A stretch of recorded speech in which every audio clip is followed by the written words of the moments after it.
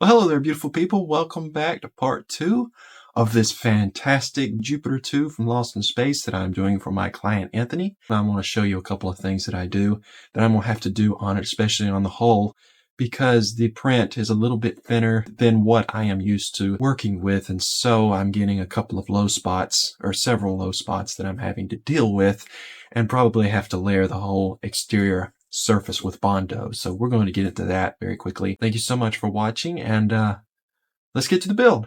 So what the issues I'm coming up with on this thing already is, well, for one thing, I put some filler primer on this thing, and then I noticed I had some low spots. And I tried to fill them with spot putty. That is not going to work. So what I've decided to do is, I've decided just to glaze this whole thing over with the Evercoat body filler. But you can see the low spots, the way the sand here. The good thing is, especially with the Jupiter 2, is I can do this more easily because everything's open. You can see everything's just open. You don't have much detailed surface that you got to worry about, you know, sanding around or blah, blah, blah, whatever. You know, you have raised areas. It's all nice and smooth. So I'll just be able to glaze the whole thing and it'll be pretty much as easy to get done.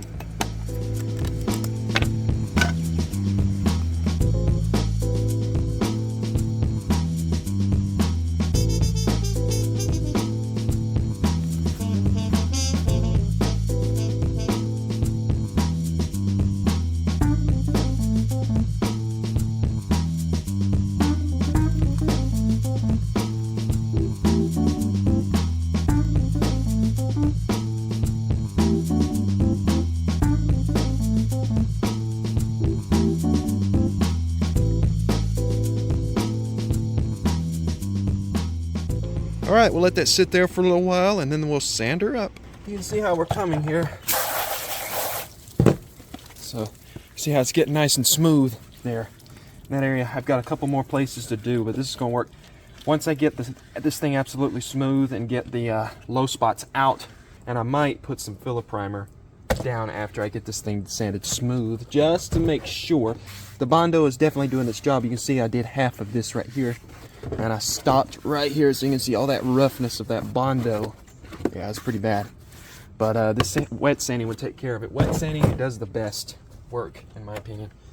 And it gets the job done. So, but the low spots are going away. The Bondo's doing its job, so. So I've got this thing, I'm hand sanding it with 220 grit. As you can see, I got most of the bulk off, and this thing is pretty smooth. What I'm still going to do though is I'm still going to put some filler primer on this thing to make sure that I don't have any areas that I cannot see with my own eye that are there. That filler primer will definitely help me spot. Well, look how smooth that is. Feels smooth. And working on this one, as you can see, this one's definitely coming along too still. I've got some more, just a bit more work to do on. I see a couple of craters in it that I need to sand down. And then we'll filler prime these and see if I did a good enough job.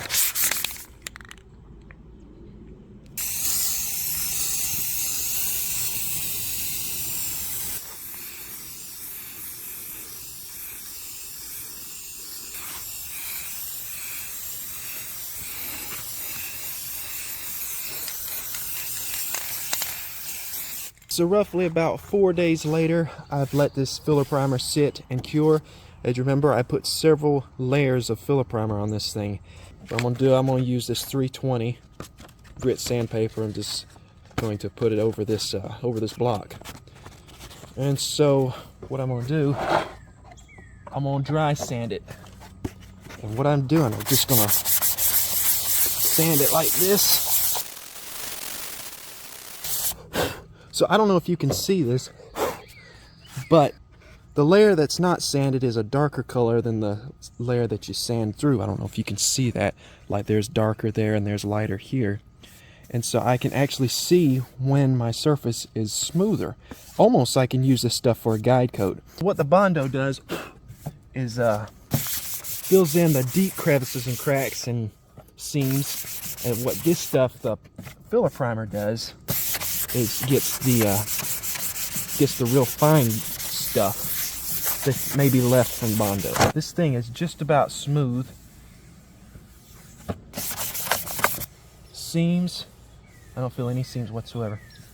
Low spots, I think we're good.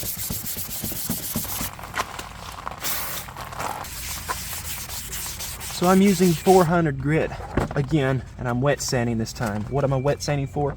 To get the bulk of the sand scuff off. If this was the main coat before I put paint on, I would probably wet sand all the way to what, 1,000 grit to get those scratches and those sandpaper scratches stuff off. But since I'm going to be putting another regular primer over this filler primer was just to prime for primer, basically, to get the surface completely smooth, that the Bondo couldn't get smooth, all the way smooth.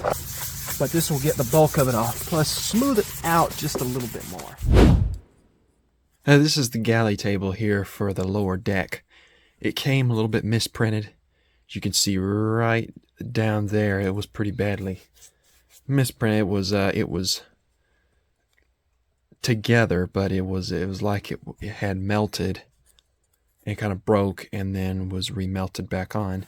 So what I did was I just broke it completely off, this piece, and then I just glued it back, cut some to make it fit a little better, these seams, and then I glued it back, and then I put some Bondo over that, and I'm going to smooth that out, and we'll get that going. Now this, I'm going to have to probably cut that something like that. So it's coming along slowly, but that was a little misprint that I'm just having to refix, but that's coming along too. I'll show you some more of that later. I received a piece, Anthony printed out that missing piece, which was this piece right here, and I put this is the bottom piece of the Jupiter 2. This thing's massive. Just this piece alone, I think, is almost as big as the Mobius Jupiter 2. And this is the chariot hatch, which, by the way, I'll just show you, does this number. Look at that. So that's the ramp for the chariot hatch. Look at that, and that piece extends. Anyways, okay, I digressed. It just simply slips in here like that. I'll glue it in place, snap it in place, and we should be good to go.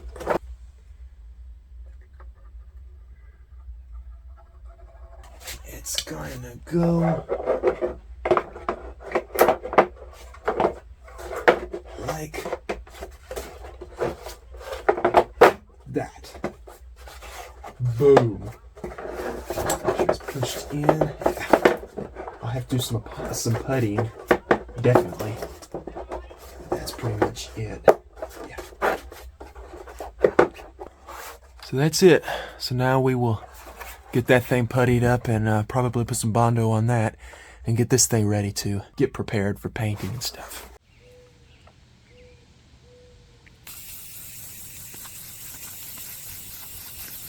I have put probably maybe 3, maybe 4 coats of that primer on this stuff, and we're almost ready for painting. But there's a couple of things that I need to address, and that is, if you look real carefully, you will see a few little dust marks. It had little dust pieces in here. And so that's no problem. I'm going to fix that. Sometimes you have that and you have to do what I'm fixing to do here. But it's no issue. So what we're going to do is we're going to wet sand this thing. And I got 5 different types of sandpaper here. I got this little method from Johnny over at Special Effects Model Works, who used to build motorcycles for a living. And I've seen his work. It's amazing work, and I really admire his work so much. And I respect his advice and his methods that he uses. And if you want to check out his YouTube channel, I'll put a link in the description. But check it out. It's awesome, awesome work. But so what I'm going to do, I'm going to start out wet sanding with 320 grit. Then I'm going to go to 400 grit, and then 800, 1000, 2000. First, do my 400 grit. I'll wrap it like that, and we're going to start with this top here. I'm just going to dip it, kind of get the thing wet. Sort of like that. Now what this main 320 grit is just going to get the rough out. So like, see that right there?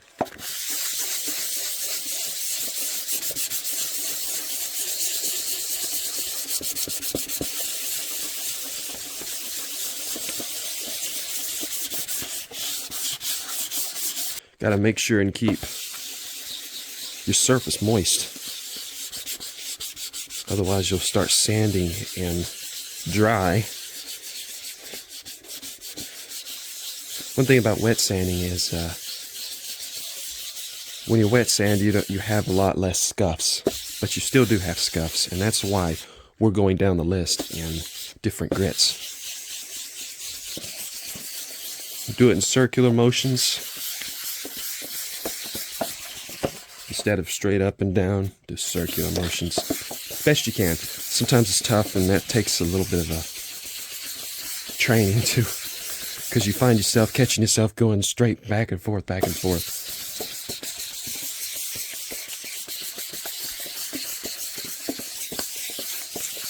Now, I'm going to wipe that off, and we're going to see if it looks any smoother. Oh man, yeah. That is definitely looking smoother.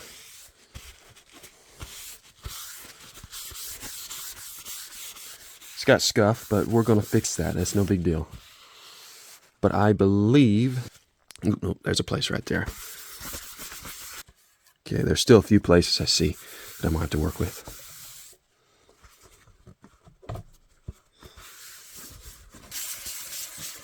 I'm going to go over it once more with this 320, and then I'm going to bring it down to 400 grit. Okay, as you can see, I've got a few little places. I think like, well, I can't see it. Yeah, there's a place right there. I'm going to bring down my grit, and I'm going to slowly get that down. Okay, we're on grit 400 now.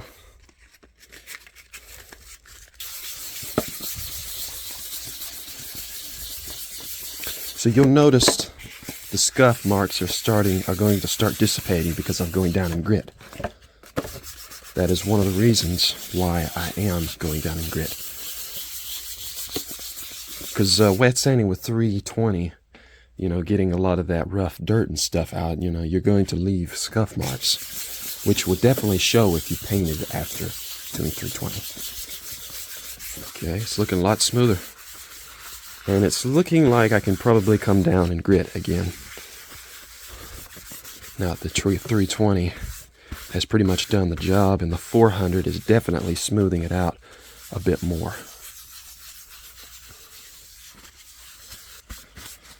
Look at that, you can't even see the seams anymore. Seams are gone. I've still got that little booger right there.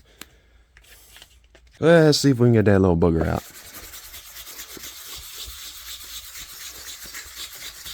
And one thing about silver that I've noticed is that any tiny little imperfection, any little slow spot, any tiny little piece of dirt that gets in there underneath the silver, it will show up on the silver quicker than anything. Silver is a very challenging paint, in my opinion. That's looking a lot better. All right, moving on to 800 grit.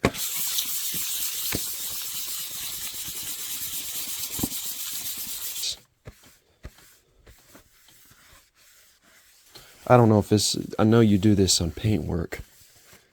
I don't know if this is necessary on primer, but I'm doing it just so I'll make this thing look as good as possible. And have that silver finish nice and smooth. I'm going to move down to 1000 grit.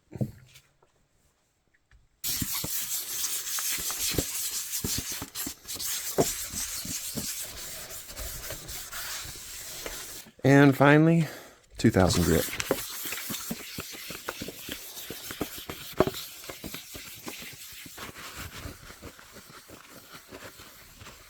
There you go. I'd say that this piece is ready for painting.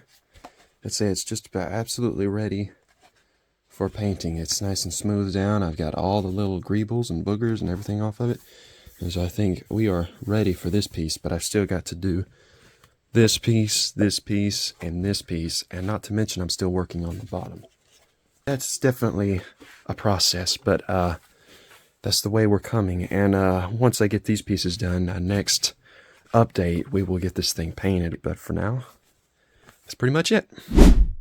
Well, I believe that will wrap it up for part 2 of this fantastic Jupiter 2 build that we've been doing. Real quick look at it. As you can see up against in person, you can just see the massive size of it once again. I must say that it looks really good for it having 2 levels.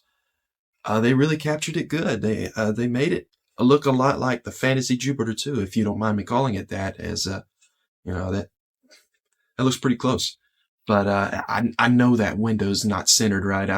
I'd have to do a couple of things to it to make it centered. So this will do. I know it's off center, but what we'll be doing next on the next part is doing the painting on the floor, the brown color, and then we'll be putting the silver metallic on the exterior. Plus, we'll probably be doing some putting some bulkheads or walls inside of the thing and getting this thing getting it looking really good. So we're getting there. We're doing pretty good. So don't forget, y'all, please stay tuned for part 3 as we continue to build this huge Jupiter 2 and watch this thing come alive and become a cool looking spaceship diorama. So until I see y'all again, y'all please stay safe, take care, keep modeling, and I'll see y'all soon.